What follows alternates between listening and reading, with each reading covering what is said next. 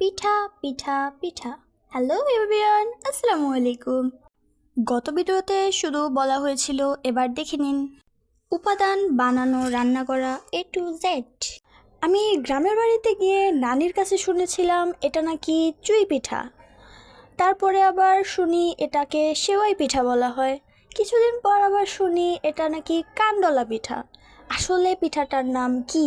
কেউ যদি জেনে থাকেন প্লিজ আমাকে কমেন্ট করে সুন্দর করে বানান সহ জানিয়ে দিবেন।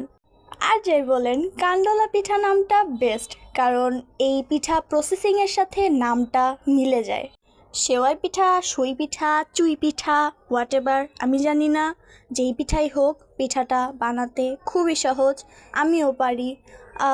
ছোট ছোট করে যে মানে কান ডইলা ডইলা যে পিঠাটা বানায় ওটাও পারি, চুলও বানিয়ে দিতে পারি। চুল মানে এই যে লতা টাইপের যেটা, ওটাও বানিয়ে দিতে পারি। আমি অল থিংস এই পিঠার প্রসেসিং পারি।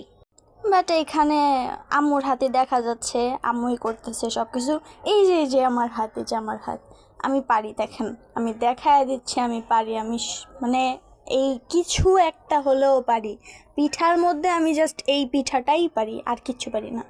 এই পিঠা বানানোর সময় আমি আবার অন্য একটা জিনিস পারি বেশি, পাতিল বানাই, পাতিলের ঢাকনা বানাই, কলসি বানাই, ফুল বানাই, ইটিসি ইটিসি অনেক কিছুই বানাই।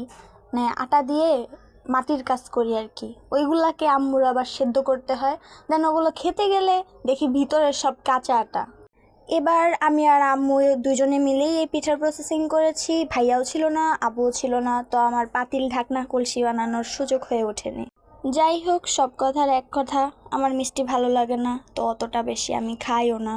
লাস্টলি ভিডিওটি ভালো লাগলে লাইক করে দিবেন এবং সাবস্ক্রাইব করে আমাদের পাশে থাকবেন। আল্লাহ হাফিজ।